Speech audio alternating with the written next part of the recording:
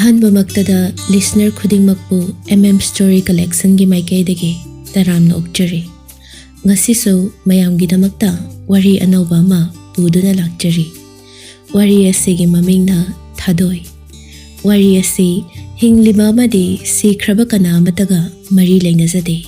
Pumnamag wakhalna sagatuna izabani. Wari asida thainagi oiba wahay wata khara sizinajai. Masida soikhiba lankhiba yaurabasu tabiriba listener pumnamakna ngakpinaba haijari. Amadi channel asibo nungsibiduna like, share, comment, subscribe sungsoi soidana tawbiramo. Loinana agibigi thauna oijagi haina haijari.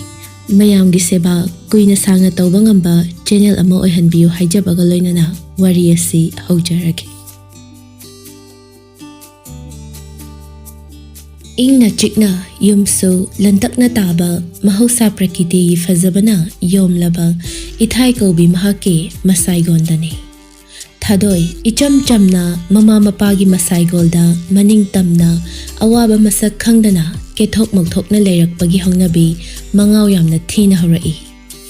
Machin manaw mangagi manungda iton ton bini.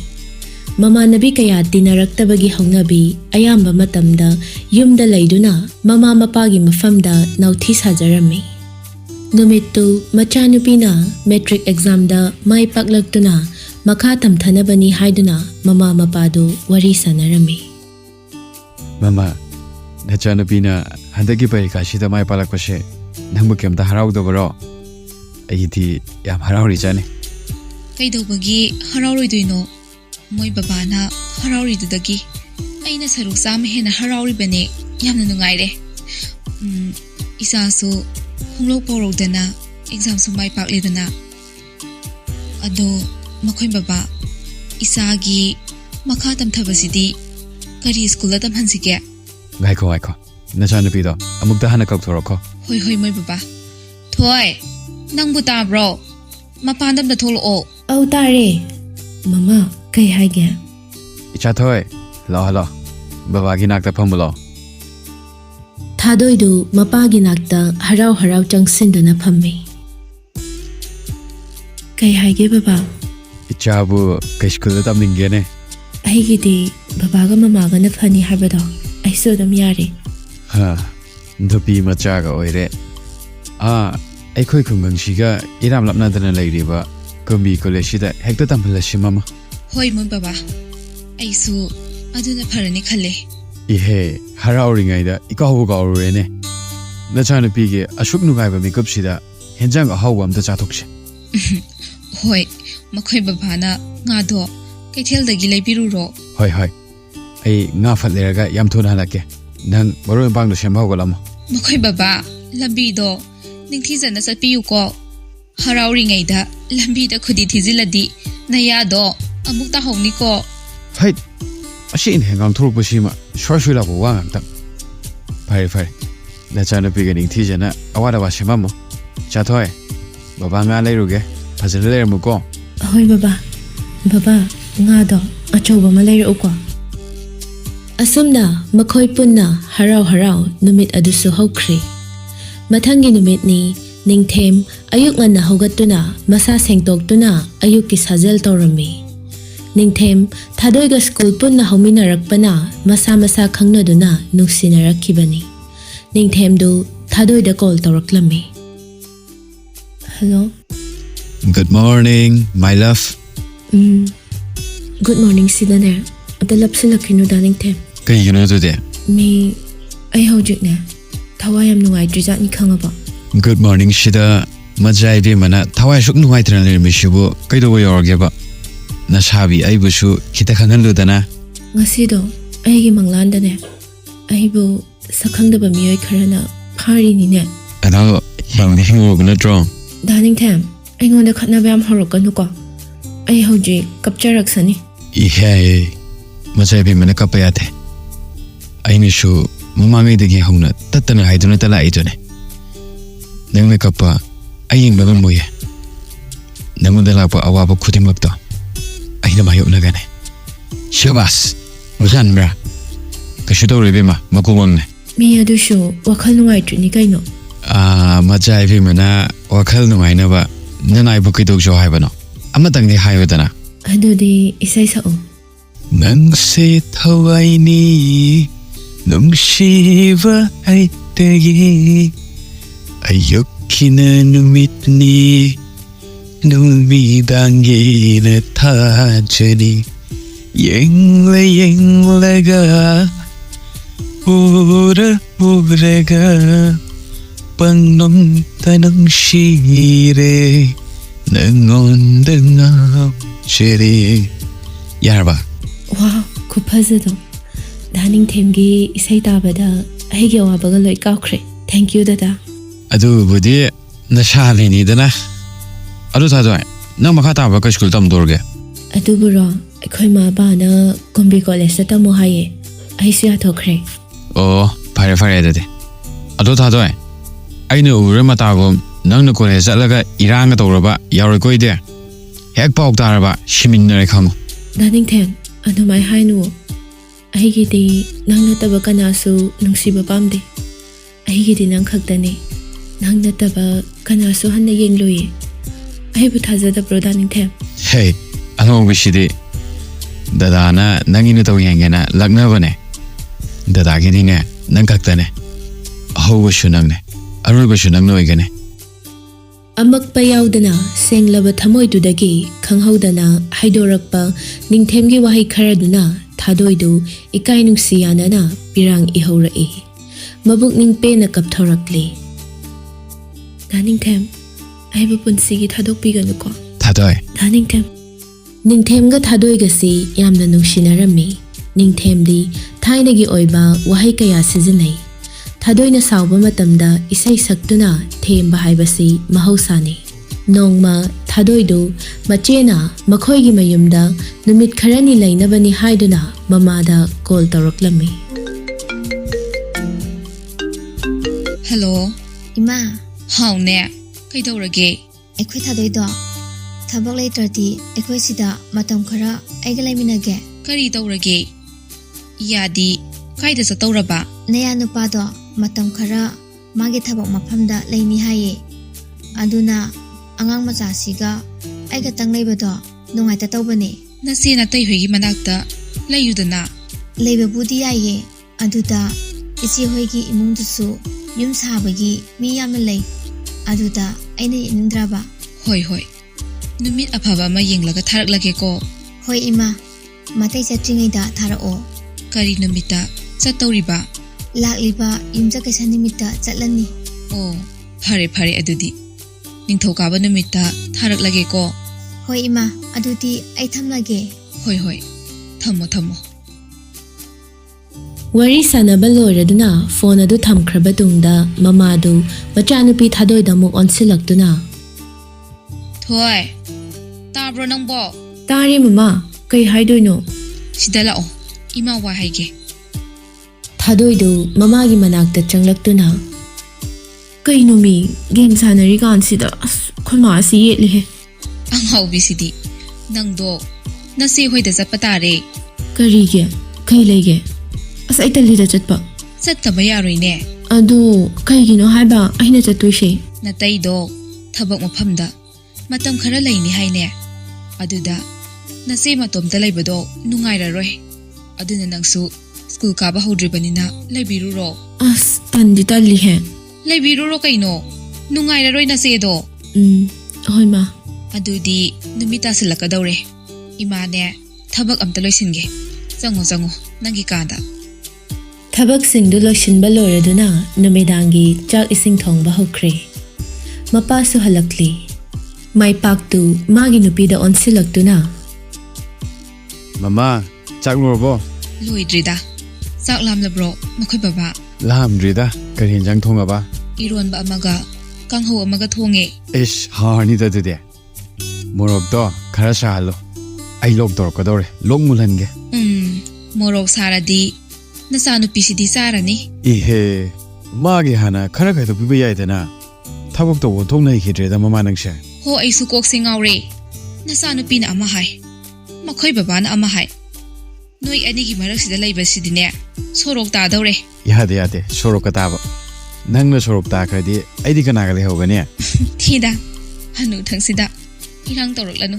ꯅꯀꯣꯛꯇꯣ ꯑꯉꯧꯕ ꯉꯥꯛꯇ ꯉꯥꯏꯔꯦ. ꯃꯇꯥꯡ ꯆꯥꯗꯅ ꯏꯔꯥꯡ ꯇꯧꯔꯗꯅ. ꯍꯩꯃꯥ, ꯍꯣꯏ ꯀꯔꯤ ꯅꯨꯄꯤꯅꯣꯅꯦ ꯁꯤꯕꯣ? ꯅꯨꯡꯁꯤꯗꯅ ꯐꯥꯒꯤ ꯇꯧꯕꯅꯤꯅꯦ. ꯊꯑꯣꯏꯅꯒ ꯁꯥꯎꯔꯤ ꯃꯥꯜꯂꯦꯅꯦ. ꯑꯣ ꯃꯈꯣꯏ ꯇꯥꯃꯣ, ꯆꯥꯛ ꯂꯣꯏꯁꯤꯟꯖꯔꯛꯂꯦ. ꯁꯅꯥ ꯍꯛꯆꯥꯡꯗꯣ ꯁꯦꯡꯗꯣꯛꯄꯤꯔꯨꯔꯣ. ꯁꯤ ꯍꯥꯏꯔꯗꯤ ꯐꯔꯕ? ꯋꯥ ꯊꯃꯣꯏꯁꯤꯗꯤ ꯄꯤꯍꯦꯜꯂꯦꯍꯦ ꯃꯥꯃꯥ. ꯆꯍꯤ 18-19ꯒꯤ ꯌꯪ ꯑꯣꯏꯔꯤꯉꯩꯗ ꯅꯤꯡꯁꯤꯡꯉꯦ. ꯆꯠꯂꯣ, ꯑꯉꯥꯡ ꯆꯪꯂꯛꯂꯗꯤ ꯆꯣꯞꯁꯅꯤ.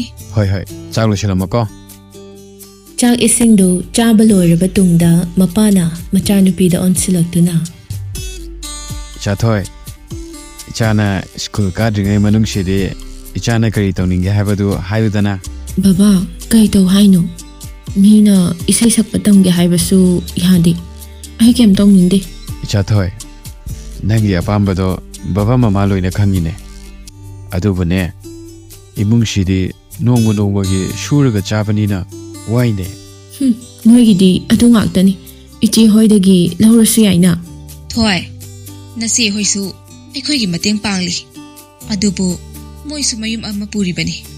ꯃꯆꯥꯁꯤꯡꯁꯤ ꯃꯣꯏ ꯏꯃꯨꯡꯒꯤ ꯍꯣꯠꯅꯕꯗ ꯑꯩꯈꯣꯏꯒꯤ ꯃꯇꯦꯡ ꯀꯌꯥꯝ ꯀꯨꯏꯅ ꯄꯥꯡꯒꯅꯤ? ꯅꯪꯕꯨ ꯋꯥꯈꯜ ꯇꯥꯎꯔꯅꯤ ꯅꯪꯕꯣ. ꯑꯩꯅꯕꯨ ꯍꯥꯏꯔꯗꯤ ꯁꯨꯛꯌꯥ ꯌꯥꯕꯤꯗꯕ ꯅꯠꯇ꯭ꯔꯣ? ꯑꯩꯉꯣꯟꯗꯒ ꯀꯩꯝꯇ ꯍꯥꯏꯔꯛꯀꯅꯨ. 12 ꯐꯥꯎꯕꯗꯪꯗꯤ ꯊꯥꯗꯣꯛꯈꯣ. ꯑꯗꯨꯒꯅꯦ, ꯏꯆꯥꯅ ꯑꯄꯥꯝꯕ ꯂꯥꯏꯟꯗꯣ ꯏꯄꯥ ꯊꯥꯔꯒꯦ. ꯑꯁꯦꯡꯕꯒꯤꯔꯣ ꯕꯕꯥ? ꯍꯣꯏ ꯄꯣꯊꯥꯖꯔꯨꯔꯣ. ꯃꯆꯥꯅꯨꯄꯤꯗꯨ ꯆꯪꯈ꯭ꯔꯕ ꯃꯇꯨꯡꯗ ꯁꯅꯥꯗꯨ ꯃꯥꯒꯤ ꯃꯄꯨꯔꯣꯏꯕꯗ ꯑꯁꯨꯝꯅ ꯇꯞꯅ ꯍꯥꯏꯔꯛꯏ. ꯊꯣꯏꯁꯦ ꯃꯆꯦꯅ ꯃꯇꯝ ꯈꯔ ꯂꯩꯅꯕ ꯉꯁꯥꯏ ꯍꯥꯏꯔꯛꯑꯦ. ꯀꯔꯤꯒꯤ? ꯅꯠꯇꯦ, ꯀꯔꯤ ꯇꯧꯔꯦ ꯍꯥꯏꯕꯅꯣ? ꯅꯃꯥꯛ ꯅꯨꯄꯥꯗꯣ ꯊꯕꯛ ꯃꯐꯝꯗ ꯂꯩꯅꯤ ꯍꯥꯏꯔꯦ. ꯑꯗꯨꯅ ꯑꯩꯁꯨ ꯅꯤꯡꯊꯧꯀꯥꯕ ꯅꯨꯃꯤꯠꯇ ꯊꯥꯔꯛꯂꯒꯦ ꯍꯥꯏꯈ꯭ꯔꯦ.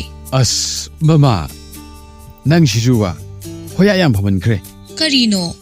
ꯃꯆꯦ ꯃꯇꯣꯝꯇ ꯌꯨꯝꯖꯥꯎꯗꯨꯒ ꯀꯃꯥꯏ ꯂꯩꯗꯧꯔꯤꯒꯦ? ꯍꯣꯏꯅꯦ, ꯆꯨꯝꯃꯤꯅꯦ. ꯑꯗꯨꯕꯨ ꯆꯠꯍꯜꯂꯣꯏꯁꯤ ꯍꯥꯏꯕꯗꯤ ꯅꯠꯇꯦꯗꯅ. ꯑꯗꯨꯗꯤ ꯃꯈꯣꯏ ꯕꯕꯥꯅ ꯍꯥꯏꯅꯤꯡꯂꯤꯁꯦ ꯀꯔꯤꯅꯣ? ꯍꯣ ꯅꯌꯥ ꯅꯨꯄꯥꯗꯣ ꯂꯧꯕ ꯂꯥꯛꯍꯜꯂꯣ ꯍꯥꯏꯌꯨ ꯌꯥꯗ꯭ꯔꯣ? ꯑꯉꯥꯡꯁꯤ ꯃꯇꯣꯝꯗ ꯀꯃꯥꯏ ꯊꯥꯗꯧꯔꯤꯒꯦ? ꯃꯥꯁꯨ ꯂꯩꯁꯥ ꯐꯥꯔꯕꯅꯦ. ꯃꯃꯥꯏ ꯃꯃꯤꯠ ꯈꯔ ꯁꯤꯡꯖꯅꯕ ꯐꯩ ꯀꯩꯅꯣ. ꯃꯃꯥꯟꯅꯕꯤ ꯇꯤꯟꯅꯕꯁꯨ ꯅꯠꯇꯦ. ꯈꯪꯗꯦ. ꯅꯆꯥꯅꯨꯄꯤꯁꯦ ꯐꯠꯇꯅꯨꯡꯗꯒ ꯊꯣꯛꯑꯗꯤꯅꯦ, ꯅꯪ ꯅꯄꯥꯝ ꯌꯧꯔꯦ ꯈꯪꯉꯨꯀꯣ. ꯑꯁ ꯈꯪꯗ꯭ꯔꯦꯗ ꯑꯩ. ꯍꯜꯂꯣ. ꯍꯥꯎ, ꯃꯥꯏ ꯄꯥꯃꯨꯕꯤ. ꯅꯪꯕꯨ ꯆꯥꯛ ꯆꯥꯔꯕꯣ? ꯆꯥꯖꯔꯦ ꯄꯥꯃꯨꯕ. ꯍꯧꯖꯤꯛꯄꯨ ꯀꯔꯤ ꯇꯧꯕꯤꯔꯝꯃꯤꯅꯣ? ꯊꯥꯅꯤꯡꯊꯦꯝ, ꯑꯩꯗꯣ ꯆꯠꯂꯅꯤ. ꯀꯗꯥꯏꯗ? ꯑꯩꯈꯣꯏ ꯆꯦꯒꯤ ꯃꯅꯥꯛꯇ. ꯀꯩꯗꯧꯕ? ꯑꯩꯈꯣꯏ ꯏꯇꯩꯗꯣ ꯊꯕꯛ ꯃꯐꯝꯗ ꯃꯇꯝ ꯈꯔ ꯂꯩꯅꯤ ꯍꯥꯏꯌꯦꯕ. ꯑꯗꯨꯒꯤ ꯑꯩꯗꯣ ꯂꯥꯛꯑꯣ ꯍꯥꯏꯔꯛꯏꯕ. ꯅꯪꯗꯤ ꯀꯅꯥ ꯆꯠꯇꯣꯏꯕ? ꯃꯃꯥꯅꯗꯤ ꯏꯇꯣꯝꯇ ꯆꯠꯂꯨ ꯍꯥꯏ.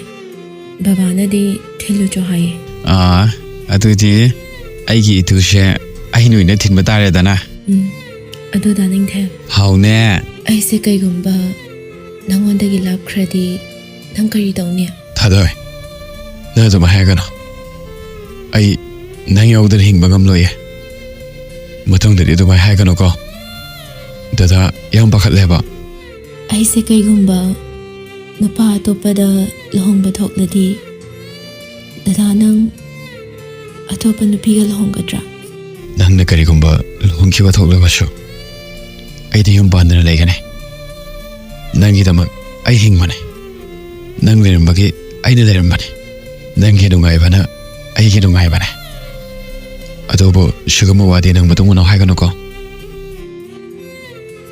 ꯇꯟꯖꯥ ꯑꯗꯨꯗ ꯁꯅꯥꯗꯨ ꯃꯆꯥꯅꯨꯄꯤꯕꯨ ꯀꯧꯔꯛꯂꯝꯃꯤ. ꯊꯣꯏ, ꯇꯥꯕ꯭ꯔꯣ ꯅꯪꯕꯣ? ꯗꯥꯅꯤꯡꯊꯦꯝ, ꯏꯃꯥꯅ ꯀꯧꯔꯤ. ꯊꯝꯂꯒꯦꯀꯣ, ꯊꯦꯡꯁꯨ ꯊꯦꯡꯉꯦ. ꯐꯔꯦ. ꯍꯣꯏ. ꯃꯆꯥꯅꯨꯄꯤꯒꯤ ꯀꯥꯗ ꯄ꯭ꯔꯞ ꯆꯪꯂꯛꯇꯨꯅ, ꯊꯣꯏ, ꯑꯩꯅ ꯀꯧꯕꯁꯤ ꯇꯥꯗ꯭ꯔꯣ ꯅꯪꯕꯣ? ꯀꯩꯗꯧꯔꯒꯦ ꯏꯃꯥ? ꯀꯩꯁꯨꯕꯨꯗꯤ ꯇꯧꯗꯦꯗ. ꯅꯪ ꯇꯨꯝꯂꯕ꯭ꯔꯥ ꯍꯥꯏꯅ ꯍꯪꯕꯅꯤ. ꯑꯩꯈꯣꯏ ꯃꯥꯁꯤꯗꯤꯕ ꯇꯨꯝꯃꯨꯔꯣꯆꯣ. ꯍꯥꯏ, ꯊꯣꯡꯅꯥꯎꯒ ꯐꯖꯅ ꯂꯣꯟꯁꯤꯜꯂꯨꯀꯣ. ꯃꯃꯥ. ꯀꯩꯗꯧꯔꯦ ꯑꯃꯨꯛ? ꯍꯧꯒꯠꯄꯗꯨ ꯇꯜꯂꯗꯨꯅ ꯃꯃꯥꯗ ꯅꯣꯛꯐꯦꯠ ꯇꯧꯔꯒ ꯍꯥꯏꯔꯛꯏ. ꯊꯣꯡꯅꯥꯎꯗꯣ ꯑꯝꯇ ꯂꯣꯟꯁꯤꯟꯕꯤꯔꯝꯃꯣ. ꯃꯁꯤꯒꯤ ꯑꯉꯥꯡꯁꯤꯗꯤ ꯅꯨꯄꯤꯅꯕꯨ ꯑꯗꯨꯛ ꯇꯜꯂꯗꯤ ꯀꯔꯤ ꯑꯣꯏꯗꯧꯔꯤꯕ? ꯁꯨꯝ ꯍꯥꯏꯕꯅꯤꯗ. ꯅꯪꯀꯣ, ꯐꯔꯦ. ꯇꯨꯝꯃꯣ. ꯍꯌꯦꯡ ꯉꯟꯅ ꯍꯧꯔꯒ ꯑꯩꯒ ꯊꯕꯛ ꯑꯃ ꯆꯠꯁꯤ. ꯀꯥꯏꯗ? ꯍꯌꯦꯡ ꯈꯪꯉꯣ. Asi hairamlaga mamasu thokre. Thadoishu ningthemga chat ngahak tongnaraba tungda tumnarasi haina hainaraga thamnakre. Nongalamdai pung 3:30 tarakpa adwaida mamado hogatlaga imungi thabak pumba loishinba loiraduna ayukki korauhanba ipabu thawni jarami. Thadoigi mapasu hogalaktuna masa sengdokpa loiraduna sangonda changduna sangom sumlammi. Loiraduna magi nupida piramle. Sanasu sangom lonba du loiraduna machabu hogdokpa changlaklammi. EThoi tabro nangbo hogolo thiengene Ba ahektang tungkhige ba.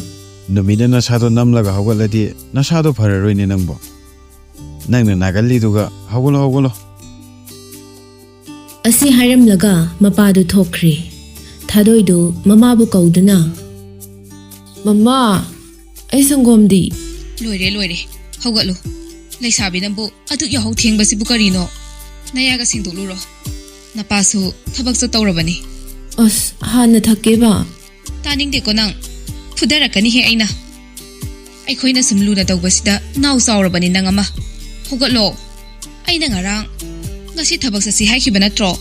Aya, kaubane. Asi hairaga hakam launa chanduna hogatuna masamau sengdokre. Loiraduna chakhumna changaklaga. Aigi sangomde. Se sida leire isagi. Ado ai ngasi diwa khara haige munna tawko.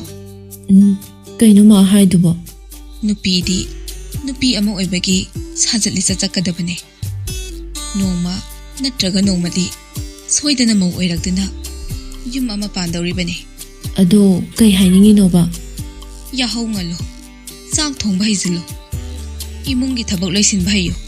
Hayangwai kaisum haitana chakradi mina thina ikhoibu panduna ngangani.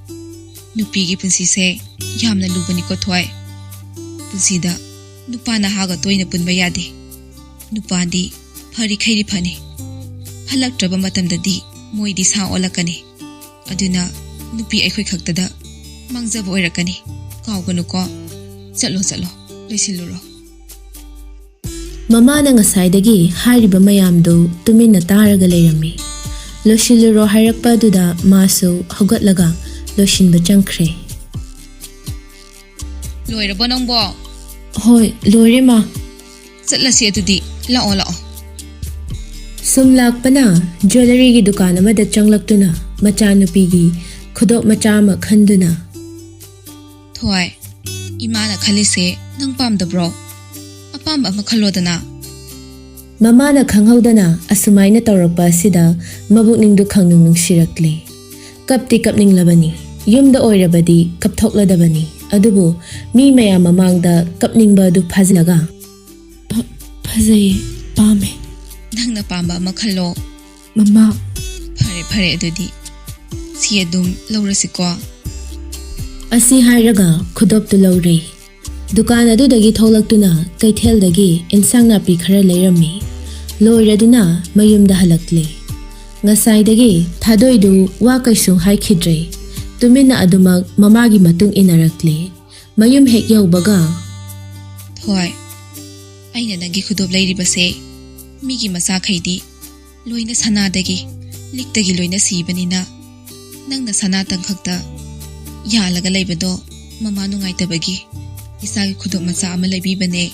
Mama, kaide pesa na leirino. Sidi pesa yami. Adugidi kemda khangano. Nangi babaga aigana.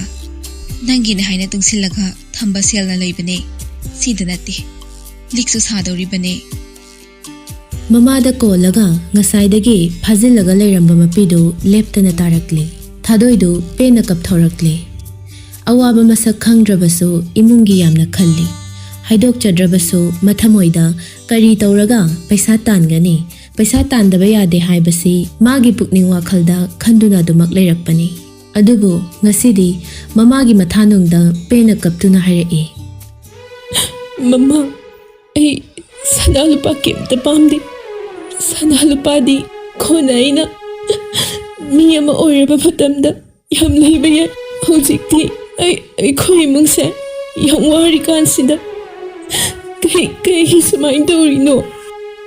ꯁꯅꯥꯁꯨ ꯃꯆꯥꯕꯨ ꯊꯦꯝꯖꯤꯟꯕꯤꯔꯛꯇꯨꯅ ꯑꯉꯥꯎꯕꯤꯁꯤꯗꯤ ꯑꯗꯨꯒꯤꯕꯨ ꯀꯞꯄ ꯍꯧꯅꯕ꯭ꯔꯣ?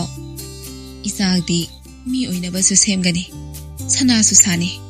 ꯑꯗꯨꯕꯨꯅꯦ, ꯅꯪꯒꯤ ꯕꯕꯥꯒ ꯑꯩꯒꯅ ꯁꯥꯔꯤꯕ ꯁꯅꯥ ꯀꯩꯗꯧꯅꯨꯡꯗ ꯀꯥꯏꯊꯣꯛꯄ ꯌꯥꯗꯦ ꯀꯣ ꯏꯕꯦꯝꯃ. ꯃꯃꯥ ꯕꯕꯥꯅꯦ ꯈꯜꯂꯒ ꯆꯦꯛꯁꯤꯟꯅ ꯊꯝꯃꯨꯀꯣ.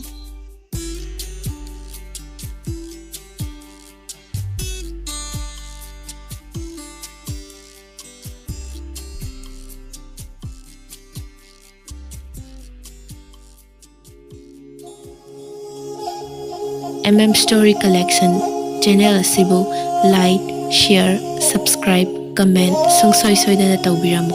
Soi khilan khiba yawrabasu viewers khudingmak na ngakpi.